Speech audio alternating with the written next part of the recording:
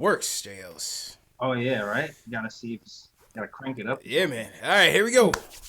Salute to Knicks Nation. Friday night Knicks. An impromptu. Oh yeah, right. You gotta see if it's gotta crank it up. Yeah, man. Yeah, all right, here we gotta crank it up. And Salute to Knicks I got the Nation. audio already. Friday night Knicks. So let's start that over. This is off season edition, J.Ellis. You know what I mean? Okay, all right. This is off season. This is off season. So anyway, salute to Knicks Nation. Happy Friday to everybody out there. Friday night Knicks. CP from Knicks Fan TV. My man J.Ellis from Nick of Time Show. The number one show for the fans by the fans is back with a spontaneous episode. We're gonna talk about this Carmelo Anthony interview and react to it. Yeah. Because you know, JLs, this is the off season. Mm-hmm. And sometimes when certain things happen, yes, draft is over, free agency is over, but sometimes when certain things happen, you take the temperature of the streets, see what's going on. That was definitely Hey, you know what I mean? You get that same vibe, right? Like you know, the streets wanted to talk about this, so let's talk about it. Yeah. Let's talk about it. So if you guys are diehard Knicks fans who like to talk about Knicks news, Knicks rumors, and post-game live fan reactions after every game, make sure you hit that subscribe button below and the notification bell so you don't miss anything. All right, JLs. So Melo goes on Stephen A. Smith's show today. I want to clear the air. It's been a while since Carmelo Anthony has been on an NBA team. Mm-hmm. He was unceremoniously removed from the Houston Rockets organization. Yeah, that was weird. The free agency hoopla has come and gone. And Carmelo Anthony is still on the outside looking in. Yeah. So let's break it down. So he went on Stephen A. It was a great interview, first and foremost. I thought it was a candid interview. I haven't watched First Take in God knows how long. So I thought it was a very good interview, man. Let's go to his couple points. Number one on the Rockets. He said that he was surprised that things didn't work out there. He said they had been courting him for years. Yeah, 3 years. 3 years. Had a solid game. You know, had some solid games for the Rockets. Yeah, dropped 30 on Brooklyn. Dropped 30 on the bum-ass Nets. Yeah. And soon afterwards was told by Daryl Morey, he said his services were no longer needed. That's what he said that Daryl Morey told him. He said his services were no longer needed. Tough pill to swallow, CP. Tough pill to swallow, man. What do you think about that, man? First and foremost, just the interview in general. You got to thank Chris Brickley, man. I think Chris Brickley, he came on the Breakfast Club. He stirred up some trouble by saying that he was going to be looking for a farewell tour, and that got him on Stephen A. Smith's radar. And in general, I just thought it was like a good move for Melo to just come on and talk to the people in general, seeing as, you know, free agency is damn near over and my man Melo still doesn't have a job. Which is crazy. Which is crazy. And you're right. You know, I think Brickley got a little bit ahead of himself. And Melo even said, he says there's too many people speaking for him or speaking about him. So he had to come on and clear the air. Now, what's your takes on how he left the Rockets? What do you think about that? Well, I felt like Melo, it's weird because when you hear Melo talk about how he left the Rockets and how that happened, first of all, it was only 10 games. So I felt like it was a pretty premature for them to cut Melo so quickly, so fast. He's, like he said in the interview, he was just getting used to being a bench role. He hasn't really been a bench guy. And, I mean, he wasn't playing to all-star Melo level, but, you know, he was still working himself in. So I felt like 10 games were a little bit premature to cut him, and I felt like they should have given him a lot more room to see what he could do on that team. He was kind of used as a scapegoat, man. That's what I thought, man. I thought 10 games was something was up there, man. Something was up with Melo, man. First of all, for a GM to use those words that your services are no longer needed, that's deep. That's deep, bro. You know what I'm saying? That's not just like, it's not working out, we're going to go in another direction. This is 10 games into it, J.Ellis. You know what I mean? Something was not kosher there, man. The Rockets, I know everybody talk about the culture of the Knicks. Yeah. The culture of the Rockets is a little weird. Like, it's funny because they've been winning. They've had some winning seasons. Right. But like the CP thing where they traded him out weirdly out of nowhere after they said they wasn't going to try to move him. Mm-hmm. Even the weird Jeremy Lin thing between Jeremy Lin and Dwight Howard and Hart, and I felt like that was kind of weird. I felt like he was kind of used as a scapegoat too. Like, I feel like the culture there is a little something funny, but that's beside the point. Yeah. Listen, they talk about us, how dysfunctional we are. I mean, there's a couple other teams that you could add to that list. The Rockets being one of them. It's just they're winning, so it's not exacerbated by the losing, and if the microscope isn't on them. But yeah, there's something funny with that culture, and for them to blame Melo and have him excommunicated so quickly was just kind of odd. And the fact that even Melo, he said, as far as his knowledge, he didn't think that Mike D'Antoni had anything to do with it. That's strange. And he said not only did Mike D'Antoni he didn't think D'Antoni had anything to do with it. He didn't think that CP3 and James Harden were in on it. And I find that very hard to believe, bro. I find that very hard to believe. You think CP3 has something to do? I don't think that. I don't think CP3. You listen, really think? Man, you want to tell me that this GM is just sitting here 10 games into a season, looks at Carmelo, who just dropped 30 on the Nets, was averaging 13 and 4 for them, just looked at it and said, you know what? I'm going to get rid of this guy and let's move with I forgot the young boy's name that they moved in with his place. You want to tell me that he just made that decision without D'Antoni knowing and signing off on it, and without his 2 stars knowing and signing off on it? I find that very hard to believe. I just can't see. I definitely can see D'Antoni signing on. I definitely can't see, because Nate Robinson's still mad at D'Antoni. Right. Like to this day. So I know D'Antoni be doing some funny stuff. CP3, I don't know, man. They just seem so. Maybe I don't want to believe it, man. Yeah. I don't want to believe it either. I don't want to believe it either, man. James Harden don't really owe him nothing, really. But CP3, I don't know. I don't want to believe it. There's no way you're gonna make a roster move that critical and serious without your 2 stars knowing about it. I find that hard to believe. After 10 games, it's deeper. I think Melo's hitting on the head. It's deeper than basketball. And like I said, for the GM to come in and be like, he said they were on the road going to San Antonio. He was in San Antonio in the hotel room. The GM comes to him and basically says, your services are no longer needed. That's the thing, though. Like CP, they ordered the CP and LeBron and Melo did the banana boat crew. The banana boat crew, man. They gotta push Melo off the boat. I don't know, man. But after 10 games, I think something just doesn't add up there. Something just didn't add up there, man. I don't know. Maybe D'Antoni. I can't buy CP, man. I'm not rolling. I'm not rolling. That's tough. That's tough. Let's see what some people in the chat say. Shout out to everybody in the chat. It's been a while, man. I had to dust off the console. J.Ellis had to dust off the console. You know, we over here enjoying the summertime. But like we said, we had to come in and check the pulse of the fan base just to talk about it. I think it was a very interesting interview. Mega BKNY says Rockets is trash for that. John Talento, salute to John. He says it's all D'Antoni. Ricky King thinks it was hard, and he says, look what he did to CP3. Somebody had an interesting comment on that. Look how CP3 and Harden fell out. Not so shortly, right at this year, end of this season.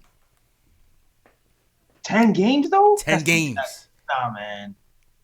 And the thing about that to 10 games too is like I think that exacerbated everything that was all of Melo's problems because people are thinking, oh well, it must be Melo's attitude. Right. Why we're not going to give him a shot with the Rockets. Right. And therefore we're not even going to give him a shot anymore. And I don't know if that's completely fair. Like this guy, he's talented enough to contribute to a team. He should be somewhere. He should be on somebody's team, like he said. There's not 10 guys better than him on every roster. It's kind of crazy, man. It's kind of crazy, man. There's 450 players in the NBA, man. Come on, bro. That's crazy. And to get that news where you're out of the rotation completely, not even, at that time he had said he had accepted the bench role with the Rockets. That's what he said. That's what he said. That's what he said. We take him for his word. Maybe, the Rockets felt differently, but for them to not even give him any minutes, that's kind of crazy. What happened in that OKC game, man? I think something happened in that OKC game. That's the only thing I could come up with, man. Something happened in the OKC game. Yeah. Maybe there was some like tempers flaring because that was his old team. He felt slighted and they lost. Right. I don't know. I heard Stephen A. talk about how like the GM, they don't like to lose. He doesn't like to lose in certain instances. He's a very prideful person. Yeah. I think even Stephen A. was even talking about after that loss to Golden State without Kevin Durant, he almost guaranteed that GM was going to make a move just because that's his temperament. So maybe, I don't know, maybe something happened at OKC that tested his temperament and caused him to kind of come down and shake things up so quickly. Yeah, well, I mean, listen, remember the Rockets are under new ownership now. Yeah. Rockets been under new ownership since 2017, so Daryl Morey got to get his ducks in a row because he's going to be out of there shortly. So it's on him to make sure that the team is improving. I just don't see after 10 games how you make that call on Melo so fast. Yeah, it's not enough time. Right.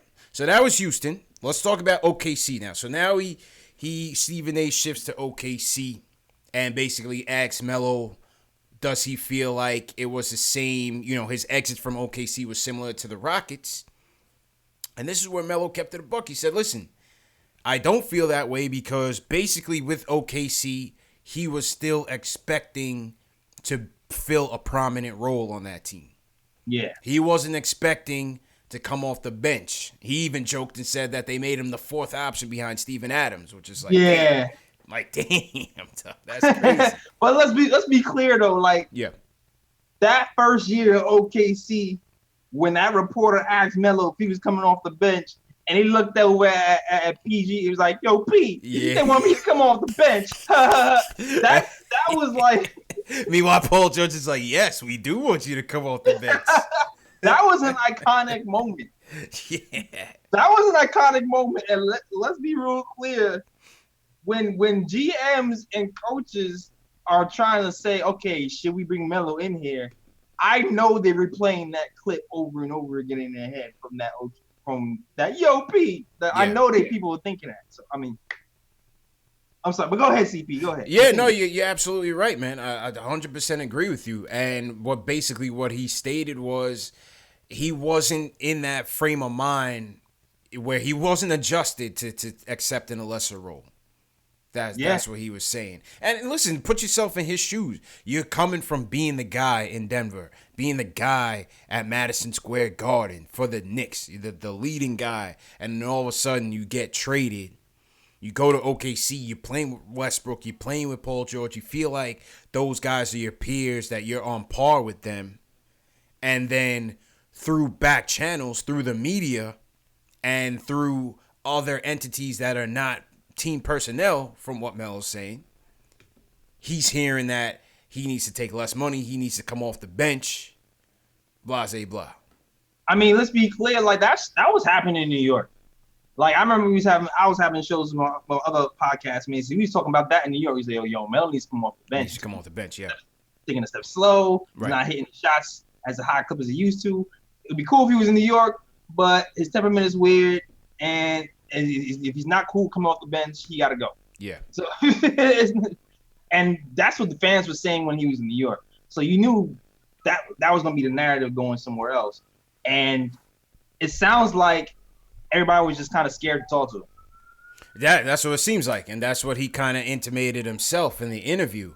And it just seems like, he admitted it. Just like the AI situation, he said it took him some time to really adjust to taking that secondary role. And it took him some time, but he said OKC he wasn't ready for it. With the Rockets, he was ready for it. Neither cases it's worked out. Right. In neither cases it's worked out. Most definitely. I mean, but listen, like if he's willing to accept his role, then maybe he'll be able to flourish with the team, man. Because it's not like he's not talented, man. Like Right. Melo is still cold. The talent is there, but that's why I feel like he's blackballed, bro. He's blackballed. He's black for what reason? I don't know. He's definitely. It's the attitude, man. It's like it's even if he doesn't have the attitude now, the perception of the attitude, and which is why it was smart for him to even come on the show because he got the perception. He had to get that PR going. Because even when I was on the Knicks and I was like, yo, I was kind of like. I said this 3 seasons ago, CP, before we even doing the show. Yeah. I was saying it's like if Melo is not careful, he could end up like Iverson. Yep. And it's going. He's on that track. Yeah. Fast track. So this was a brilliant move by Melo. Hopefully he'll be able to go to a team that can use his services, man. Yeah. He could use that bully off the bench. Or maybe even close some games sometimes and show what he can do when he gets hot. Like he still has some game left, but he just needs that shot. And it seems like he's humbled now. So hopefully, like that carries on and people recognize. You know what? This is new. This is Melo 2.0. He's a little more humble. He's gonna accept his role. Yeah. And he's gonna help our team get to that level.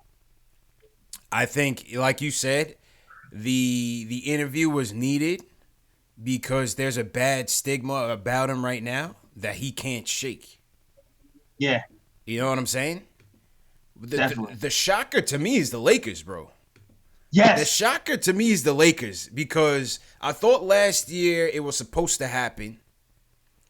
This year they needed to fill a whole damn roster. That is weird, man. And I'm pulling up the roster right now. I mean, they picked up Greek Freak's little brother. Yeah. My man averaged 1 point a game and 0.5 rebounds. Avery Bradley, okay, good pickup, not bad. KCP, I like him. I mean, they got guys on here who don't even have their pictures taken yet with the team, bro. Yeah, man, they just got NBA logos as they photo. Like, what? Nah, this is the one right here, J.Ellis. Jared Dudley signed with the Lakers before Carmelo, they man. Got Fudd on. Come on. They got Elmer Fudd. Quickly, too. Jared Dudley signed with the Lakers very fast. Very fast. Oh, man. Before we could even finish snatching up all our guys, Jared Dudley signed with the Lakers fast. Because I remember I was in Summer League, and I saw Jared Dudley at Summer League at one of the casinos. I mean, he had signed with the Lakers at that time. Yeah, man, for the culture. I mean, come on, man. So that's why something tells me that something is just not right, man.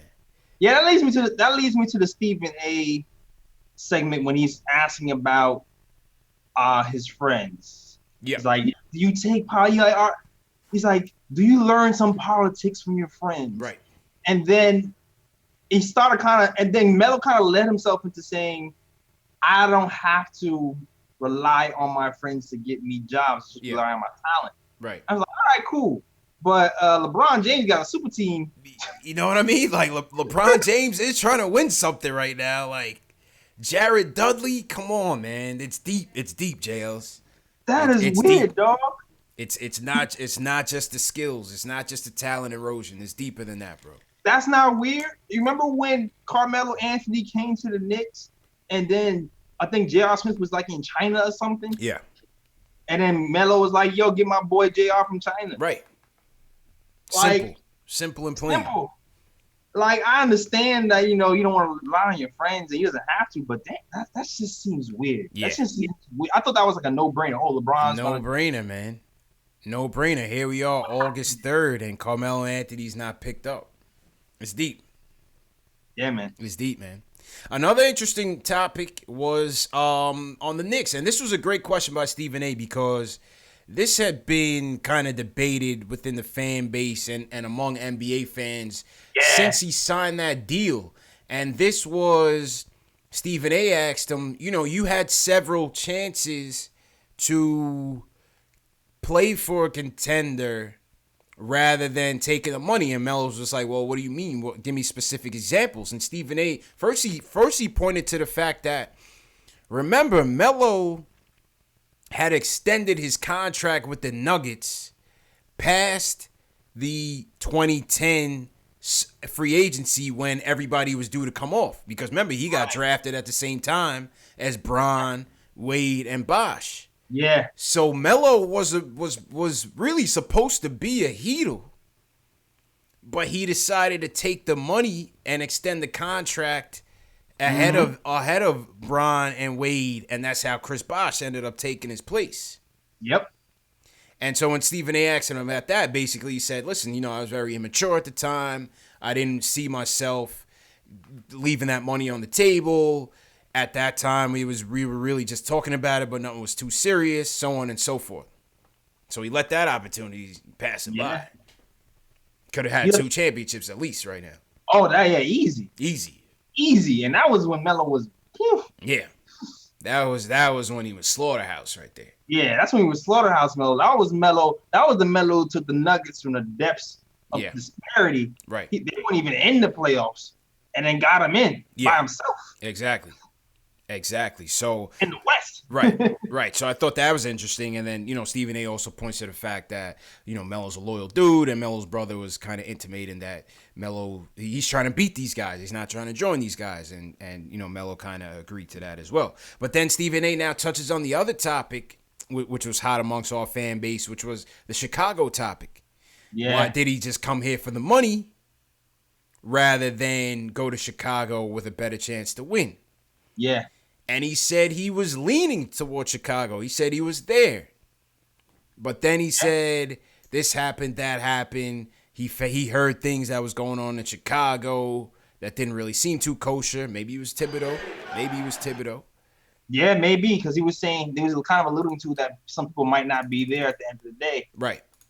So it wouldn't be worth him going to Chicago. Right. And then so he said basically at that time he came back to the Knicks. He was already tight at the Knicks. Comes back to the Knicks and says that they promised him that they were going to make moves. And so because he was already a New Yorker, he was comfortable. He wanted to do something with the Knicks. He wanted to build with the team. He took the money. What do you think about that? Now, were those moves, because I thought about this, were those moves bringing Joakim Noah and Derrick Rose? See, that's the thing. That is the thing that I was looking. See, here's the deal. When they gave him that deal, it was the summer of 2014 he got that deal.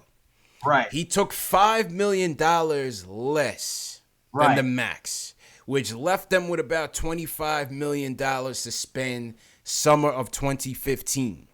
That was the 50-win season, right? No, Knicks Tate 50 win was 2012, 2013. So it was after that season, right? They lose that season. They come in. 2015 was the Bulls with the Joakim. Okay, go ahead. Right. Sorry. So Knicks Tate was 2012, 2013. Right. They go into the offseason. He's still under that same contract. 2013, 2014 is when they got Bargnani.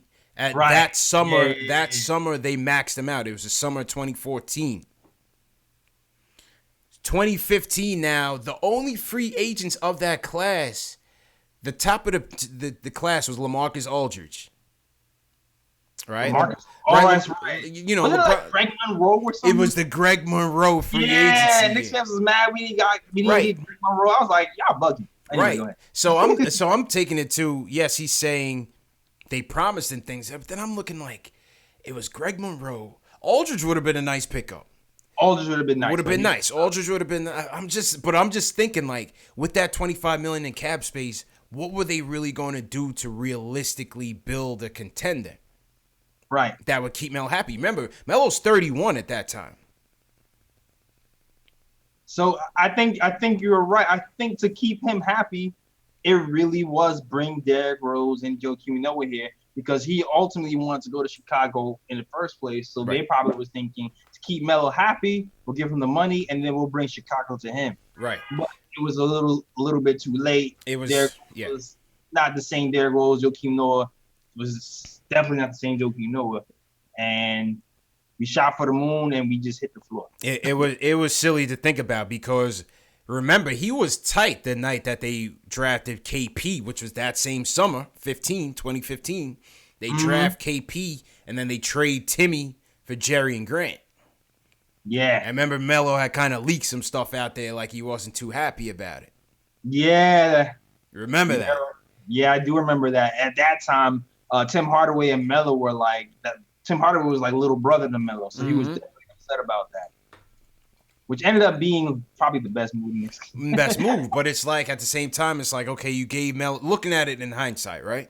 You obviously we like KP when he was here, Right. But if you're really just looking at $25 million in cap space, it probably would have been your best move to either not sign Melo or trade that number 4 pick to try to get some help in here on top of the $25 million. If you were really trying to go for it with Melo. I feel you. As the I guy. see what you're saying. You know what? You are absolutely right, CP. You're absolutely right. It probably would have been the best case scenario to go for it. Yeah. But I mean, at this point, I'm almost a little happy we didn't. But yeah, of course. Yeah. I'm definitely happy. But I mean, just look how the whole thing played out. I mean, we did get KP in 2015, 2016. We had no first round pick. right. So things is just spiraling out of control, and there's no end in sight. So instead of getting LaMarcus Aldridge, thank God they didn't get Greg Monroe, but they end up getting Rollo, Aflalo. Yeah, I actually like Rollo, yo. I did like Rollo. And at the time, I thought Aflalo was a good pickup until he proved to be washed. Oh yeah, he was definitely. And then Derek Williams, Vujacic, it was just helter skelter with the team, man. Yeah. The funny thing is, we were doing all right with that team until Melo got injured on the ref. Yeah, he injured his knee. We were actually like around 500. Facts. Until he got injured. Facts. And he was never really the same after that injury, if you think about it. No, he really wasn't. He was never really the same. That's a fact. So, and then the very next year, see, this is like where like all of this moves that were being made. Just thinking about this, all these moves that we were making to go backwards, this is when the Nets were making their moves and going forward. Because the very next year, we go out and we trade for Derrick Rose and we give Noah that boatload of money. Yeah, that was the. You know what I mean? It was like they were just stuck in no man's land. Like, are you rebuilding or are you trying to win something? Either way, you're not doing either one particularly well. Yeah, I remember at that time too. I wasn't so mad at the Derrick Rose trade. I talked myself into Joakim Noah because I was like, my first reaction was, what the hell? Yeah, right. Exactly. Like 4 years. Oh, yeah. 4 years for a guy who hasn't played at a bum shoulder because he could do some chin-ups on Phil Jackson's arm. Yeah. Like, remember that story? Like, we signed Joakim Noah because he could do chin-ups on his chin. Nah. It was ridiculous, man. Ridiculous. It's tough times, man. Tough times. But so that was interesting what he had to say in terms of why he stayed. Take it for what you will. So now, this is where he's at. He did his interview. He got some nice PR out of it. I thought he was honest. I thought it was candid. Yeah. I thought, Stephen A. did a great job, but it's just like, now where does he end up? Because now I'm seeing people, me and Ari was in the DMs talking about we need to bring Melo back. He's in the chat right now advocating for him, the people's advocate. Oh yeah, he was into my DMs too. He's like, yo, we gotta bring Melo back. Nah, I'm not with. Are you with really bringing Melo back here, J.Ellis? Yo, man, listen, CB. My heart and my mind. All right. Yeah. My heart and my mind. My heart says, man, Melo belongs in New York, dog. He gave so much to the NY Knicks. And I just want to see Melo win. Like, I just want to see him win, and that's it. My mind goes, yo, Knox gotta needs time, man. Like the timelines still don't add It's up. a timeline. Yep. Like we need to develop some of these guys. You know what I mean? We like Yeah. I'm out. I'm out, man. I'm not completely out. I'm not on CP out. But I'm conflicted, man. I'm out. I'm conflicted. I'm out, man. Sorry. I'm out. Like if just like you know how the news reported last week, if we got two big free agents and we was on our way to something, and he was just like, you know what, Melo, your role is come off the bench and get buckets. Yeah. And we actually maybe had like a shot at something. Mm-hmm. Then I think I'd be more inclined to be like, yes, bring Melo in. But right as of now, he'll be taking minutes away from people who are developing. Even the guys that brought in are going to be taking minutes away. Yeah. Who are developing, and that's been kind of my struggle with this offseason, even though I really love the signings because they bring us much needed 3-point shooting. Mm-hmm. It's going to be tricky. It's going to be tricky developing some of these guys and trying to win games at the same time. And I don't know, man. I'm conflicted, man. Listen, I think my take is this. I think Melo has a lot left. I don't think as he said, he should not be on a farewell tour. I think he has a lot left. I think he's better than a lot of guys in this league. There's no way you could tell me that Jared Dudley deserved a spot with the Lakers before Carmelo. So that just goes to show me that it's way more than just skills. Okay, yeah, it's just way more than skills.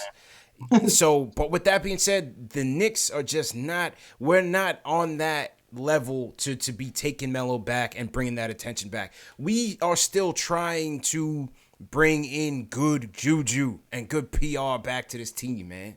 We can't bring Melo here because once we bring Melo here, it's all eyes on Melo once again. Is he playing? Is he starting? Is he on the bench? What's he doing? How many minutes is he getting? How's him and Fizdale getting along? It's going to be all about him regardless of what he thinks and what everybody else thinks. It's always going to be about Melo. You know what I mean? Yeah, you know what it is, too? Like, he's so respected around the league. Yeah. That if we did bring Melo back, I feel like certain players would be like, yo, it would be like a respect move for the Knicks in general. Facts. You know what I mean? But at the same time, like I said, it's just like he's such an attraction. Right. He's such an attraction. And in New York, that attraction is gonna be like 10. He's a lightning rod, man, and it's not gonna work. We already got Knox in here. We got the Morris Knox thing going on. We don't know how long that's gonna last. If you bring Melo, it's just it makes no sense. And then we have so many power forwards already, so it's like he's going to the small forward minutes with Knox and Morris. You're going to the power forward minutes with. Yeah, it makes no sense. It makes no sense. It's not for us, man. And I love Melo. I've been a Carmelo Anthony fan since Syracuse day one, game one. You know what I mean? Before that, I was watching Melo from Oakville when they had him and LeBron going in Oak Hill. And him and LeBron were going at it. All-American game. I was at the dunk contest at Christ the King. Melo doing 360s in the dunk contest. Him and Stat. With the braids. With the cornrows going. Syracuse. Oh, yeah. He had the lifts, man. That's when he was banging. Beast mode.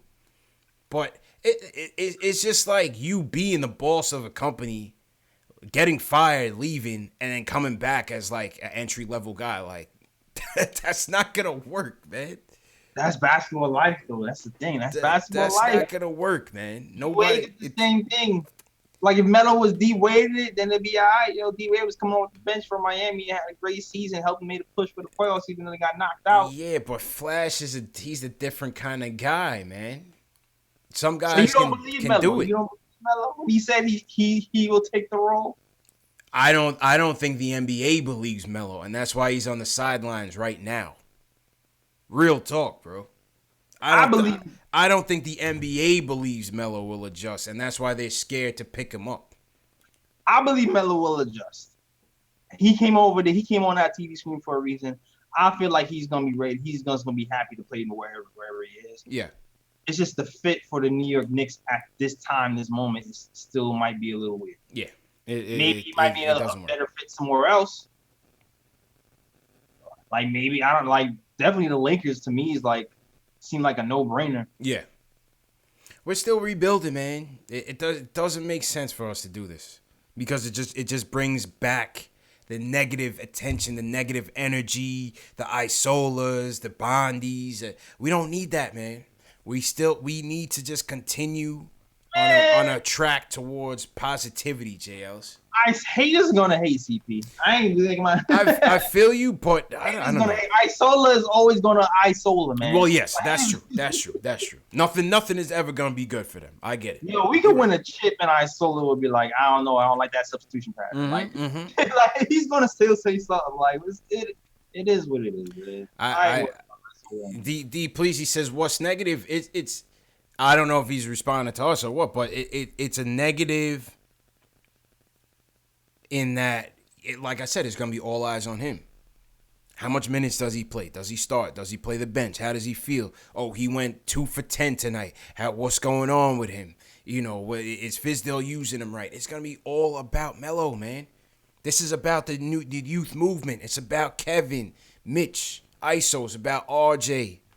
It's about what the hell is Frank doing? You know what I mean?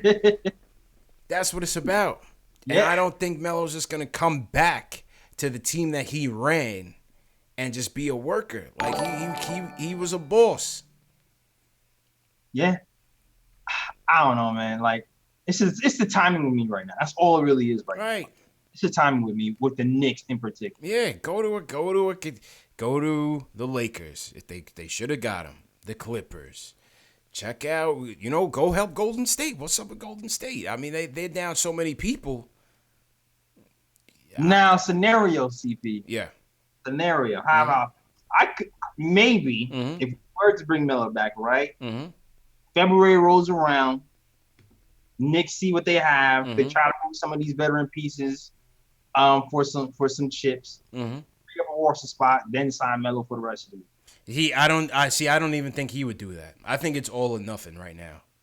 I can't see him just being like I mean, he's already on like the last man picked in the lineup, but like I can't see him just coming for the February deadline. I don't know. I can see him doing that with like the 76ers or something like that. Yeah, I see Mega BK and NY says Melo to Sixers out. I think that would be a good move.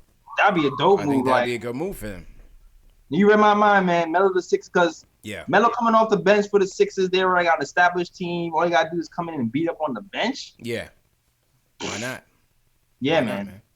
Let's go to the phones. We haven't heard from anybody in a while. Let's go to the phones. Our guy Will from LI is up first. He wants to give his take on the situation. Will, what do you think, bro? Well, first off, I gotta say it's just nice hearing y'all guys' voice. How you guys doing? Chilling, man. How you doing, bro?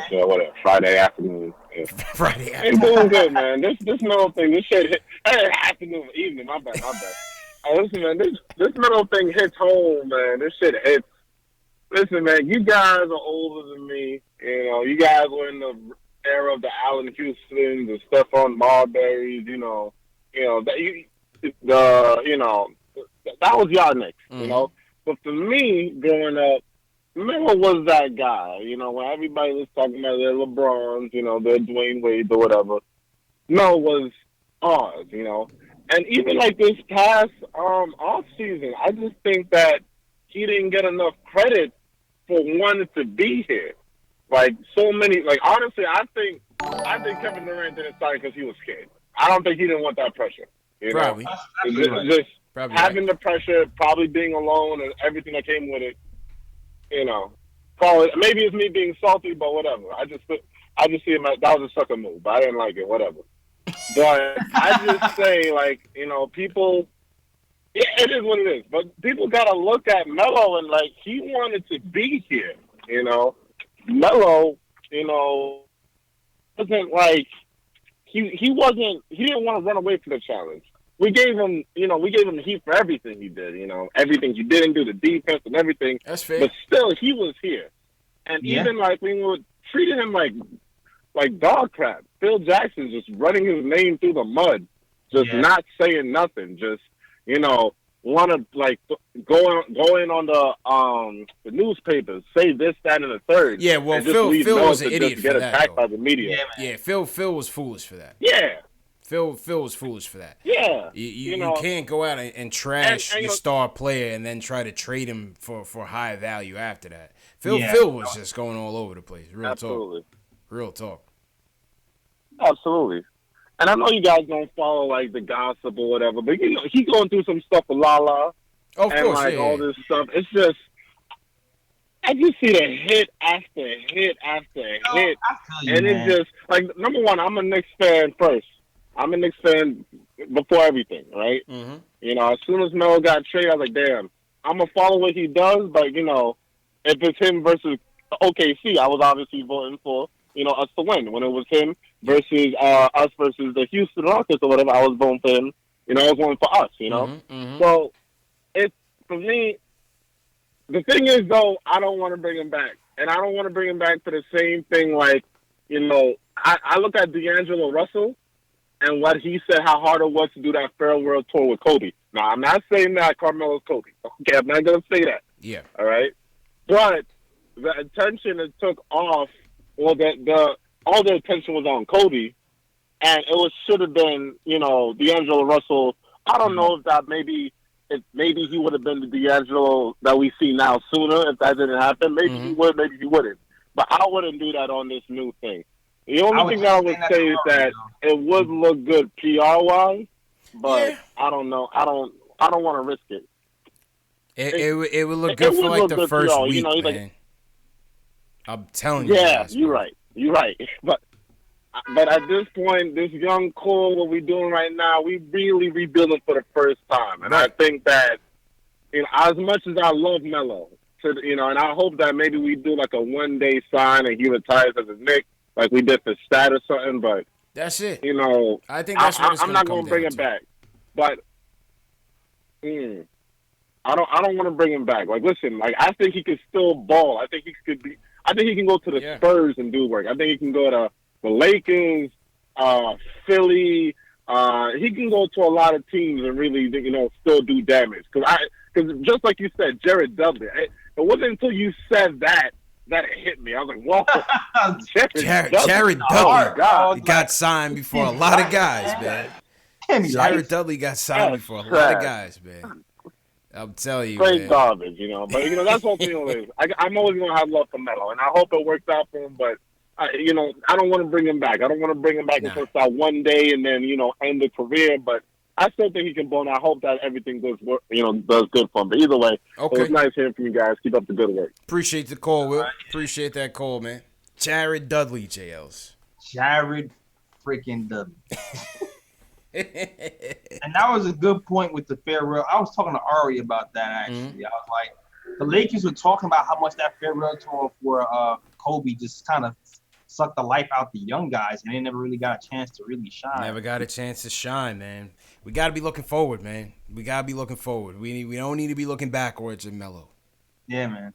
I like to see him go and have a legitimate chance of winning the championship. He's talking about heartstrings, CP, man. I was looking at it like, damn, Melo, why Melo don't got a hole? It would be selfish of us to want Melo. We should want Melo to go get a ring. If you like Melo that much, root for him to go get a championship and ride out on the sunset because he's not helping. Melo wouldn't even want to come here. He's not helping us doing anything here. What do you mean? I mean, I don't know what's stopping him from taking a job, but I'm sure he would take it if it meant staying home.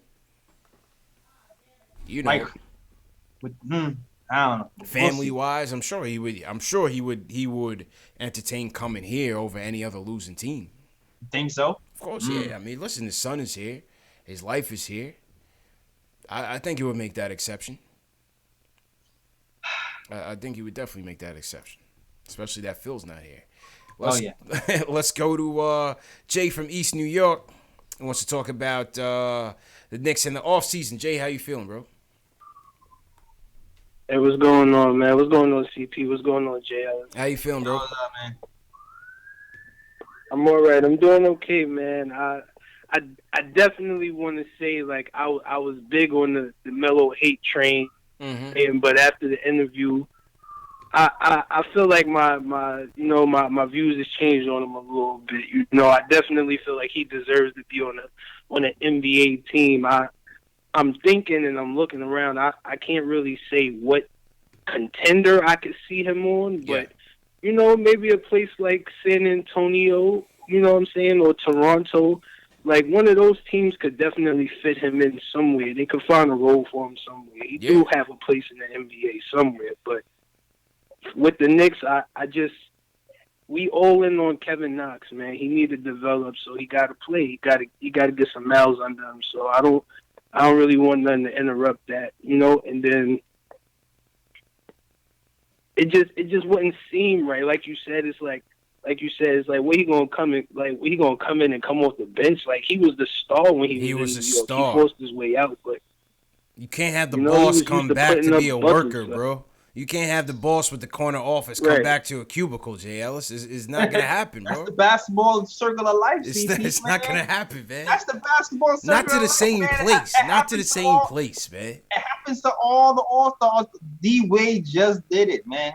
He just did it last season. He went to the Cavs and came back. Listen, man. He was beefing with Pat Riley, came back on the bench, standing on tables and D-Wade, he humbled himself kind of early because of the injuries. You know, like Melo, I think he had like a little elbow or a knee injury or something, but it wasn't major. You know, so he was still thinking like, yeah, you know, I'm gonna come in and at least put in like 16 points a game. Like, you know, like whatever happened to OKC, it just went wrong. Mm-hmm. Houston, they didn't give him a chance. He was just the sacrificial lamb. Like, Daryl Morey and them guys, they did him in. Melo, he got done dirty. He got done dirty. He ain't throw CP3 under the bus and Harden and them guys, but he should have kept it a little bit more. I feel like they let that rock because there's no way they could not have been involved, man. After 10 games, you think the GM just gonna walk into the meeting after 10 games? Be like, by the way, Melo's gone. I don't know. Come man. on, What's that GM's temperament, man? Come on, J.Ellis, man. What's that GM's temperament, man?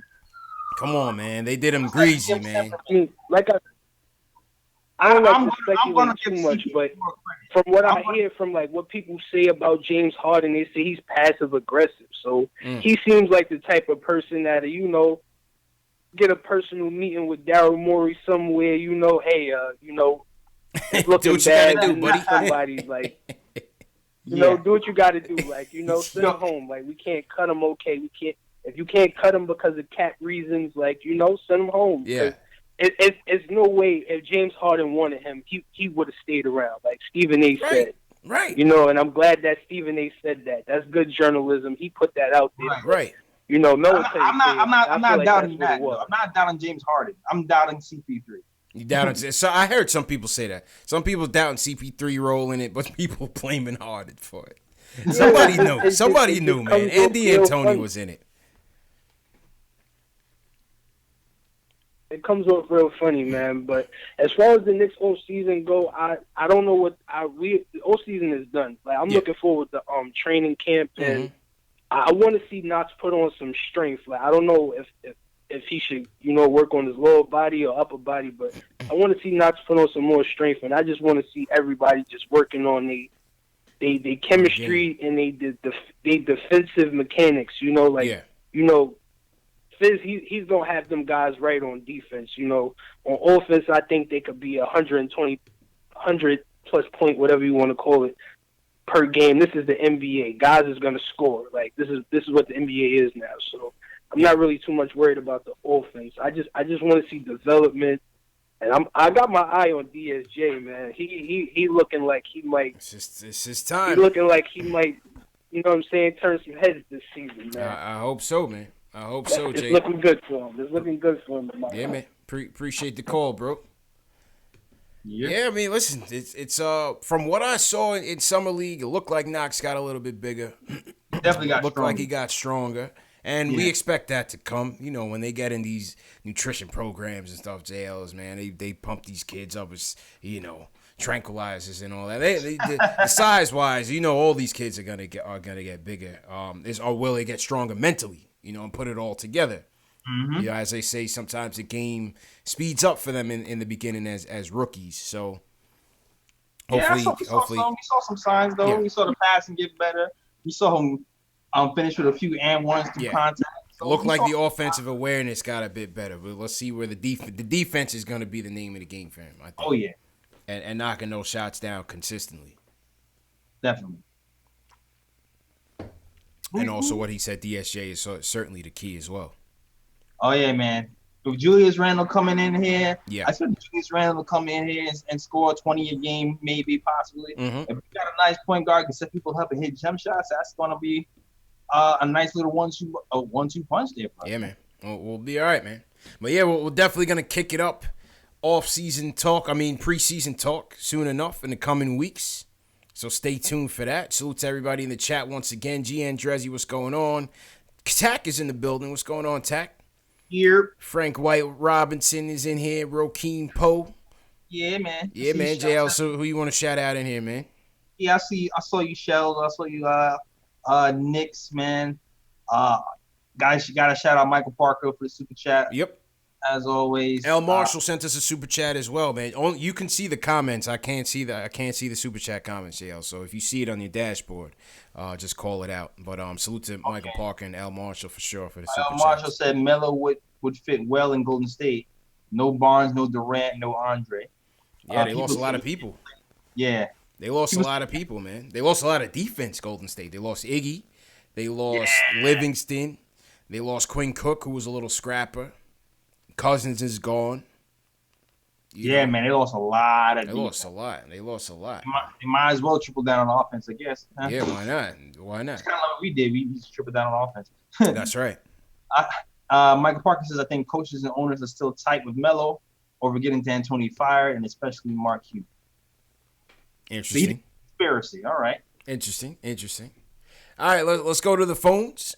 Our guy Ari's up next, man. He wants to give his take on the situation. Ari, how you feeling, bro? Hey, what's up, guys? How you guys feeling? Good, man. How you doing? I'm good. So basically, J.Ellis kind of stole my compromise about the trade deadline and flipping one of these veterans for a future asset and then being able to slip Melo in there and get him the minutes. Now, that's kind of what, I think that's the best move. Now, I know I've been talking to you guys about this, and I know you guys know, obviously, I want the Knicks to bring back Melo.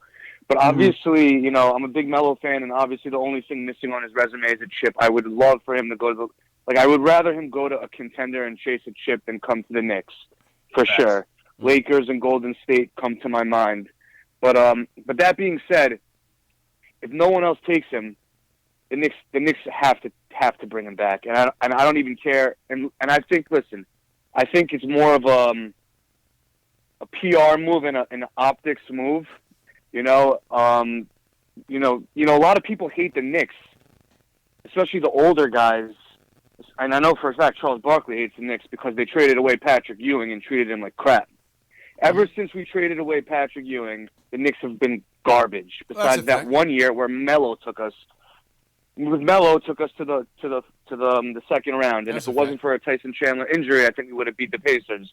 But I'm just saying, we have a tendency to treat our stars like garbage, right? Yes. Ewing and Melo, we treated them both terribly. Okay, we ran Melo out of town.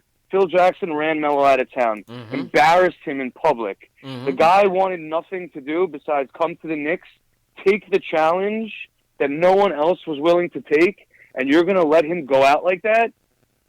Come on, man. I think I think if there's any organization that needs to have, more that needs this PR and optics move more, it's the Knicks. And listen, if Kevin Knox has to play, 15 minutes a game instead of 22 minutes a game or 25 minutes a game, then so be it. He could learn under a Hall of Fame small forward.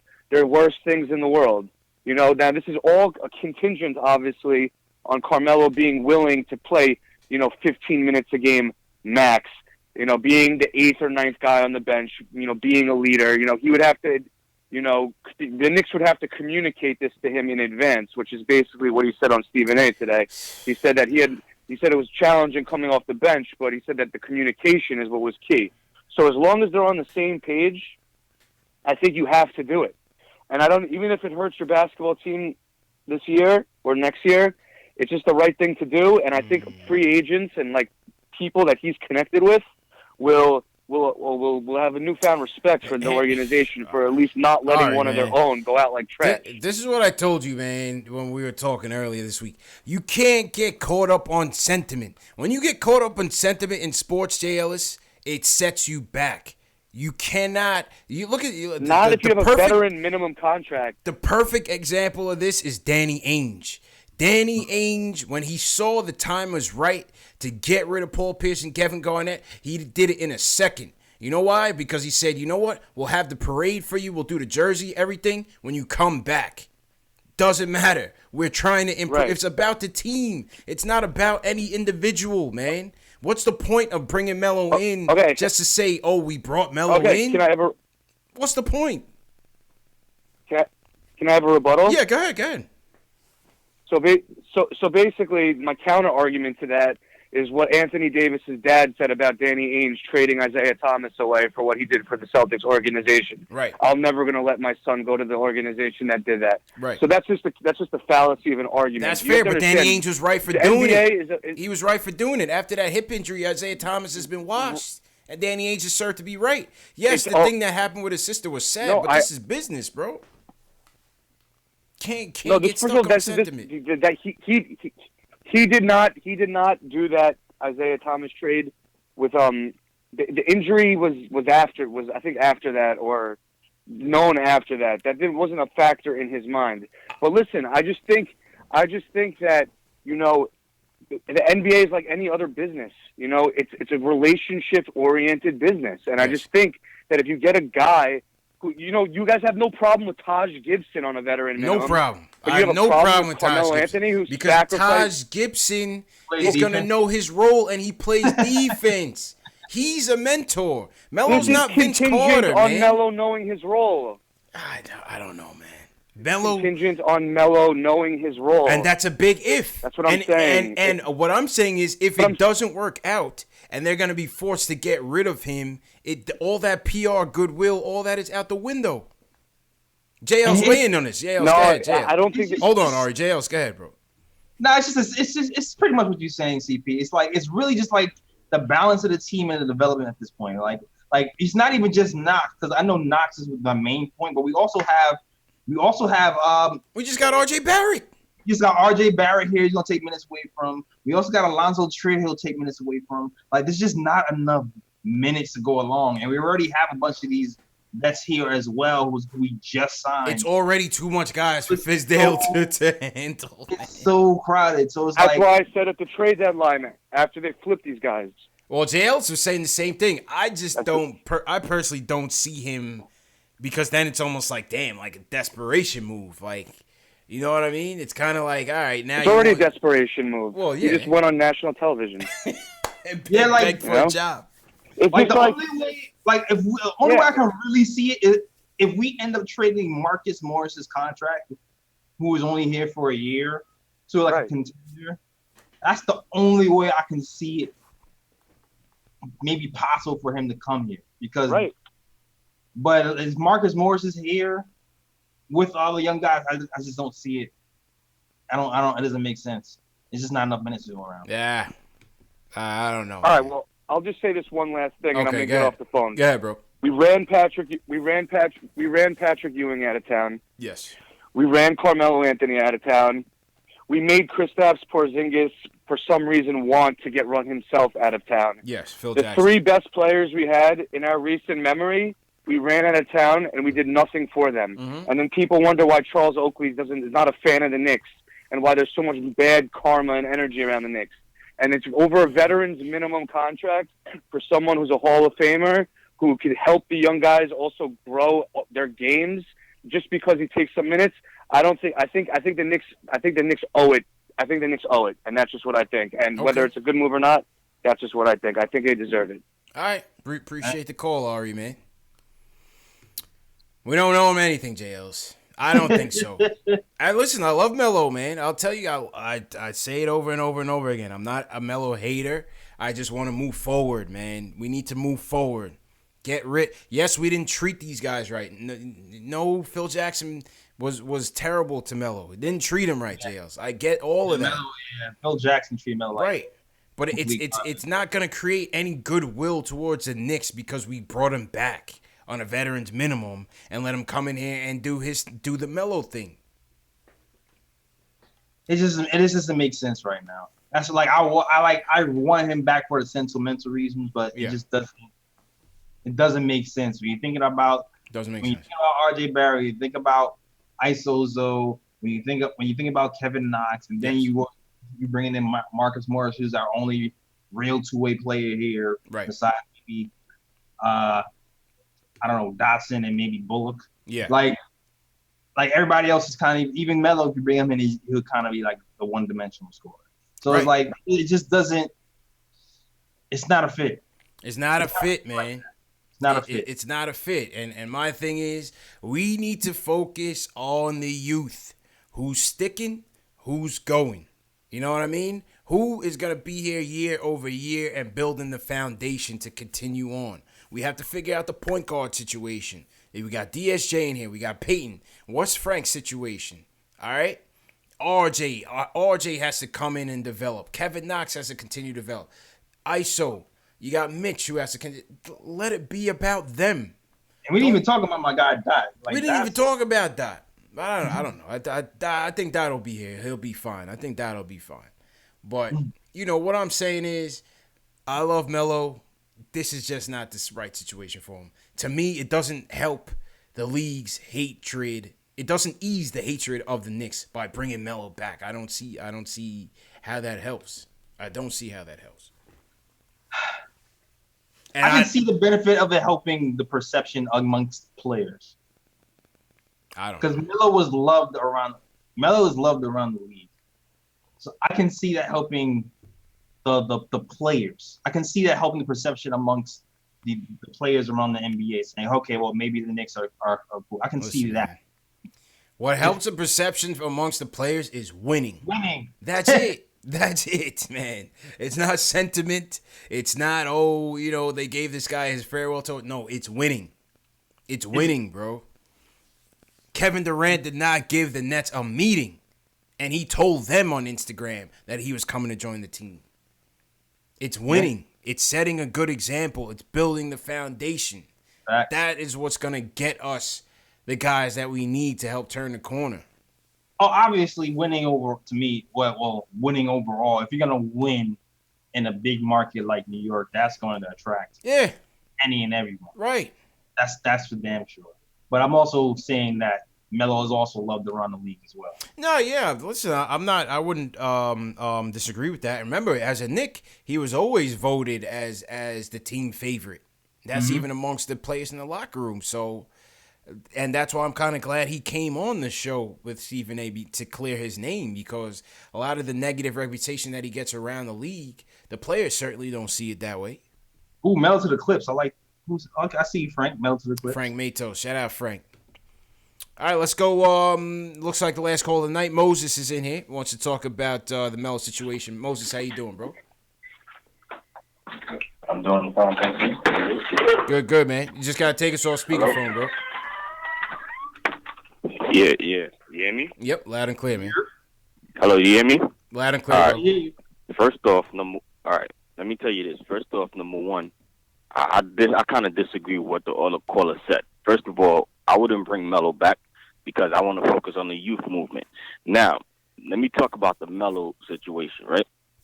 If people we forget that when Phil Jackson, I think the year before Phil Jackson came onto the Knicks, Melo was having an MVP year, even though it still breaks my heart that David Stern stole it from Melo and gave the MVP to LeBron, even though LeBron didn't even score that much points that Melo put up in the 2012, 2013, the year they won 54 games, if I'm not mistaken. Yeah, that was the year. He came in third. Yes. All right, thank you. Now, to move on, right? Like all the players, right, that they was giving Melo was washed up players. You want to talk about Jason Kidd? Guess what? The Knicks got him when he was 40. He was done. You want to talk about Tyson Chandler, he didn't contribute when they went up against Roy Hibbert, making Roy Hibbert look like Patrick Ewing. You want to talk about Derrick Rose? Guess what? Derrick Rose was washed. Joakim Noah was washed. Who was they giving Melo? Melo carried the team, bro. You understand? Yeah. He carried the team when he was in New York. He just didn't have the right pieces because they didn't have the right people. First of all, and then another thing I want to bring up. You want to know why Melo is in this situation? It started with Phil Jackson. Remember, Melo was a superstar before Phil Jackson got there. You understand? And then Phil Jackson came and kept on messing him up with that stupid triangle. And then after that, messed his game up, made him look bad. What happened? No, yeah, good. No, we was laughing, but yeah, go ahead. Yeah, they made him look bad with that triangle. And then you got Kristaps Porzingis, right? Now, okay, yeah, we drafted Kristaps Porzingis. But you have to understand, his situation in New York is different from Melo's situation in New York. Melo was obviously a far better Knick than Kristaps Porzingis because guess what? Kristaps Porzingis didn't want to be there. You understand? He didn't want to be there. You trying to talk about Melo? Melo wanted to be there, bro. If Kristaps didn't. We had Kristaps for 3 years, and guess what? What Kristaps did for us? Nothing.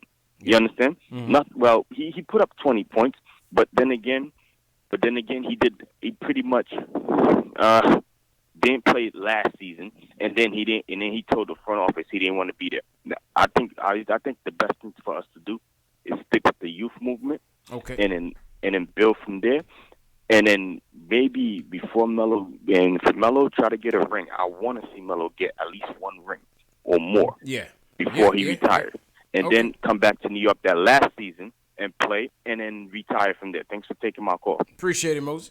Appreciate it, man. Yeah. Yeah, I mean, Point. it's good, fair points. It's fair points. Listen, bottom line is Melo's got to get back in the league. What do you think his legacy is going to be, J.Ellis? What do you think as we cap off this Melo talk? What do you think if this is it for him? What do you think Melo's legacy will be? How will he be remembered in the league? I mean, I feel like he'll be a Hall of Famer for sure. Definitely Hall of Famer. But it's just 100%. Like, I feel like the fan legacy is kind of tainted because of these last few years, and that's the sucky part. Yeah. Because people, I don't know, like a lot of people remember how dominant Melo was for as long as a stretch as he's been dominant. So it's like people been talking about Melo playing bad for so long. Mm-hmm. But like, he was a beast with the Nuggets, dog, and he was like single-handedly bringing that team. He brought that team out the fire by himself. Brought him to the Western Conference Finals, man. Yeah. So I feel like I'm hoping he gets a ring, so at least he can have that little notch under his belt. Yeah. The real Melo fans will hold him in high regard, but unfortunately, I feel like a lot of people will kind of undervalue him. I agree. I think the negative perception is gonna haunt him and follow him. I think he's a hands down first ballot Hall of Famer, one of the greatest scorers to ever play the game, no doubt about it. The Syracuse, obviously, with Hall of Fame, they take into account, college and Olympics as well. So obviously, he's going to get in off of that as well, whether you agree with it or not. But it's just going to be. I feel like it's just going to be potential not lived up to, unfortunately. And in the situations where, like Stephen A. said, staying with the Nuggets, staying with the Knicks, those were just situations that never worked out for him in the long run. It looked out for him. It took care of him and his family for sure. And you got to do it. You got to go for it if you can. Yeah, he didn't make the legacy move. He didn't make the legacy move. And when he took those deals, his teams were never in the position to build a proper team around him. Knicks tape wasn't a sustainable team. It was an aberration. It was fun to watch. Good. It was fun to watch, but it was a flash in the pan. It was a one-hit wonder. Yeah, man. Like, you really think about it, Jason Kidd was probably, besides Chauncey Billups, was probably the ideal point guard he should play with his whole career. That would point him to the Cardinals line. But Jason Kidd was on his last legs, and as good as he did, getting Melo the ball in the spots, he fell flat when it came playoff time. Right. They all fizzled. Kurt fizzled. He Yeah. put it all on the line in Utah. We know that. Yeah, Jason man. Kidd, he couldn't That hit the was broadside of a barn, but by the time the second half came around, Sheed was gone. But they did what they had to do. They were there. They did what they I'm had to still do. mad. Matt and Phil, man, they overpaid for these bets too, man. They gave away too many draft picks for Camby in them, but that's neither here nor there. I'm still mad at that. Whatever. Yeah. Right. Well, we know how that Bargnani trade went as well, and that was terrible. But hey, listen, I think we wrapped this up by saying good luck to Melo. We hope it's somewhere else, but it's not with us. Yeah. You know what I mean? It's not with us, man. All right. Let's Melo, man. yeah, man. Well, let's get to some other news, and that is on the schedule, J.Ellis. We got no Christmas Day. We thought there was a chance of Christmas Day. Nope. Coming to MSG, man. Nah, not this year, buddy. Not this year, buddy. What the hell were the odds? Were the schedule makers thinking with Christmas Day, man? Yeah, they were like, "Hey, y'all won 17 games last season." Yeah. I mean, yes, but okay. Clippers, Lakers, understandable. Great game, gonna be a great one to watch with the family. Pelicans, Nuggets. You did Zion against the Nuggets. Yes. Yeah, that was a weird one. Like Nuggets were number 1 seed, but come on, J.Ellis, man. You could have done Zion, RJ, Merry Christmas, Coach K. Yeah, you could have done Zion, RJ. Celtics, Raptors, J.Ellis. Celtics, Who wants to watch the teams with no stars left? Kemba? What do you want to watch? Lowry versus Marcus Smart? Come on, J.Ellis, man. Lowry versus Kemba. I mean, that Bucks Sixers. All right. Please. Celtics Raptors is when you say grace at the table and when everybody starts making their plate. No, hopefully that's first. That should be first. No, I don't want to see no damn Siakam. What do you want to damn? I like Siakam. He's good, but that's not a game that I'm just enthused to watch. No. Lowry? No. No, hell no. Now without Clyde. Bucks Sixers, okay. All right. A little rematch from last year. Okay. Pelicans Knicks. That was probably the switch. Pelicans Knicks. Yeah. Pelicans Knicks should have been it. Rockets Warriors. I can kind of a little Brody, a little okay, all right. A little Brody, Harden, and you got D'Lo and Steph could be a little offensive. Yeah, I can see that. See that. They should have gave us Knicks Nets, man. Take that Celtics Raptors out and put in Knicks Nets. Knicks Nets. Put in Knicks Nets or put in Porzingis. Bring Porzingis to the Garden on Christmas Day. What are you thinking? That'd be a circus. What are you thinking? Bring Porzingis to the Garden on Christmas Day. Instead, no, because I can't. Nah, man. Yes and no. Because I gotta go to that game. CP. Oh, we're in the building. We're 100% in the building. Yeah, I got to that game. Yeah. And I don't know if I can look my family in the face and be like, hey, I'm missing Christmas this year to see KP. Right. And the Knicks. And see Julius Randle dunk on him with 2 hands. Factuals. They should have put Knicks Nets in there instead of Celtics Raptors. Or you put the Knicks in there instead of the Nuggets. There's no Nets in there. So that's cool. Nah. We like that. You like that. Yeah, we definitely like that. That I'm a fan of that. You ain't here. Yeah. So that's the Christmas Day schedule. And then November 14th, the return. Yeah. Of one Kristaps Porzingis. Yeah. Yeah, that's going to be the one. Circle your calendars. Circle your calendars. Get the popcorn ready. What?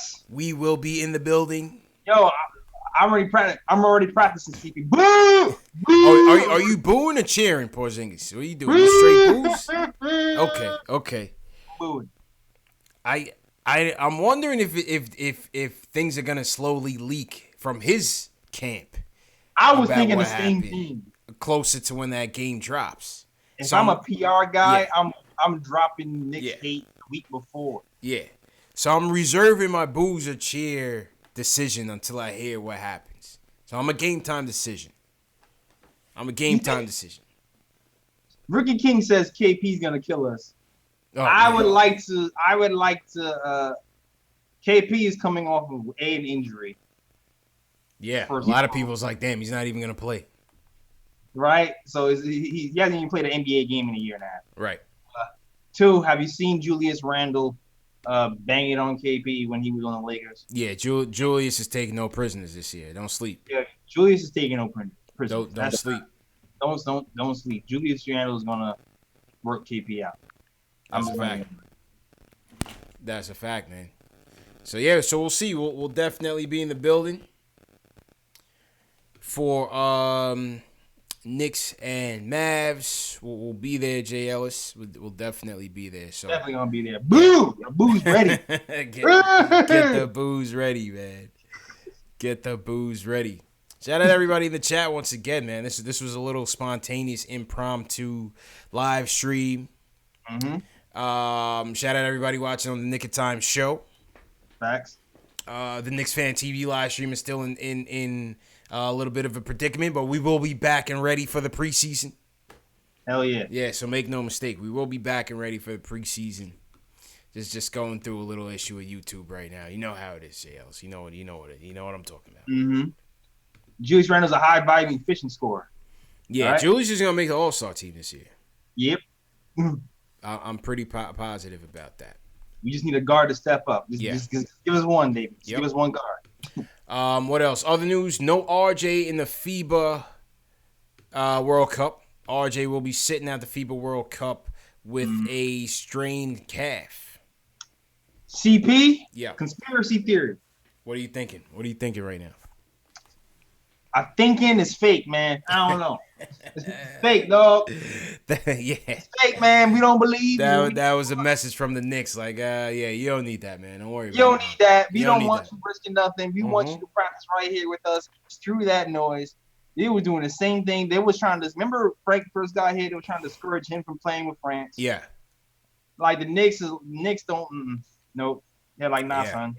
Sit down. And I was reading a transcript from Frank's press conference for Team France FIBA World Cup team, and the French media was asking him.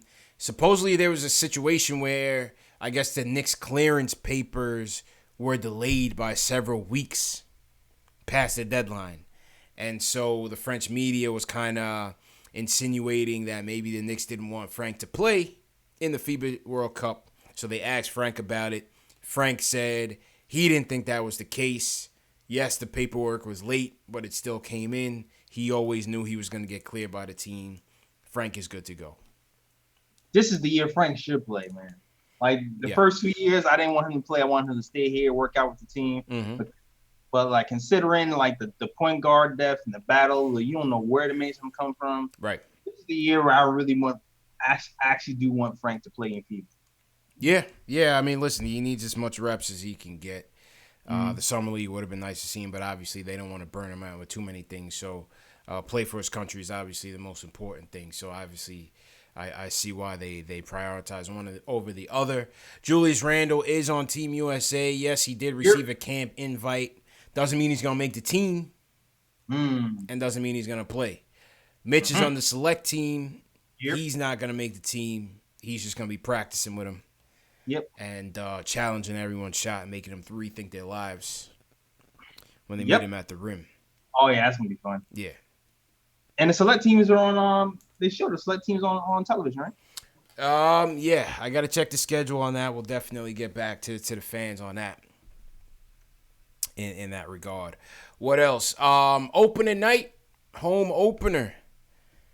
As you guys know, we will be hosting the largest suite event in Madison Square Garden history. We have a 100-person Chase Lounge MSG suite for the Knicks home opener. Date to be determined, but it's going to be out sometime in October, obviously.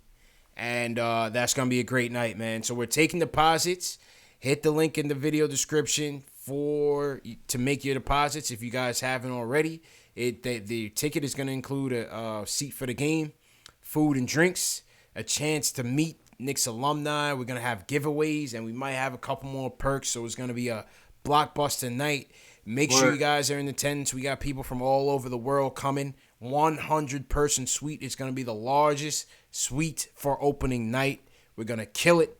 And that's going to be hosted by yourself, CP, myself, CP, my man J.Ellis from Nigga Time Show, and our friends at Knicks Omni Fan. So, yes, Ari, food and drinks are included. Not alcohol, soda. Food and drinks are included in the package. You will get a chance to meet a Knicks alumni member. We're going to have giveaways, shirts, and possibly we're working on some more things as well, man. So we're working on a lot of things. So stay tuned for that. And Nick says no Henny. Nah, the Henny's on you. The Henny's on you. But yeah, so like I said, we're taking deposits on it. Hit the link in the bio. I've sent it out through email already. And yeah, man, you guys make sure you come through. It's gonna be a crazy night. It's gonna be a crazy night, man. Yeah, man. Yeah, man. Yeah, man. All right, Jail. So let's get out of here, man. Let me get you some theme music set up. All right. Let's get you out of here. Shout out to everybody that came through tonight, man. It was a good night. night. Man. Definitely It was good a nice, spontaneous, impromptu stream. You know. Word, man. He was like, "Yo, this Melo thing is getting big. We should talk about it." Yeah, why not? Why not? You know. Dusted off the old mic. Yeah, it was a good talk. It was a good talk. Hopefully, we put it to bed. I mean, listen, this Melo, man. He's a very polarizing figure. You either love him or you hate him. You know. Hate him? Come on. Hey, some people do. Some people look at him as a ball hog, doesn't play defense. You know this. You know the Melo stick. Yeah, I know. Mm-hmm. They hate it though. Yeah, man. All right, man. Go ahead and sign out, bro. All right, man. If you have not subscribed to the channel, and also to do that, you can subscribe to Knicks Fan TV as well. I usually at this point would say you can catch me every Tuesday on soundcloud.com/SixTimeShow to watch me and my friends talk Knicks. But I'm on vacation right now. But you can still subscribe, and we will be back probably in September to catch preseason, and possibly even talking to our guy CP right here. So definitely check that out. Subscribe to the YouTube channel and our SoundCloud. And also, we are also on Spotify, Google Play, and iTunes. That is all. Back to you, CP. Yes, sir. Appreciate you, bro. Great show as usual on the fly. And listen, man, shout out to everybody that came through, man. Ari, thanks for calling. Tack, appreciate it. Knicks 1904. Shells was in the building. Salute to Shells for supporting. Shells, I'm gonna pick up that package in a little bit tomorrow, so we'll have some surprises from Shells for next season. Appreciate it again for the support, man. Definitely appreciate it. Jay Huggy Bear, thanks a lot. John Talento, always appreciate it. Stafford Dom, bless up. And Ricky King, appreciate it. Make sure you guys are keeping in touch with us, man. Instagram. Roll Smith. Shout out to Roll Smith. I see you, boy. Roll Smith, appreciate it. Oh, Ruel, appreciate it, Ruel. Appreciate it, Ruel. The new Mitch Please t-shirts are in stock. I got to use them on my joint too. Pick yours up in the video description. Join the conversation on Twitter, on Discord, by sharing this video with hashtag PostGameNYK. We'll throw you in those group chats. The group chats are going on 24/7, so you can jump into the conversation. Keep the conversation going with yours truly, J.Ellis, and a host of other Knicks fans. We got a 100-man group chat going right now. Catch this show in audio format. Very important for you podcast gurus.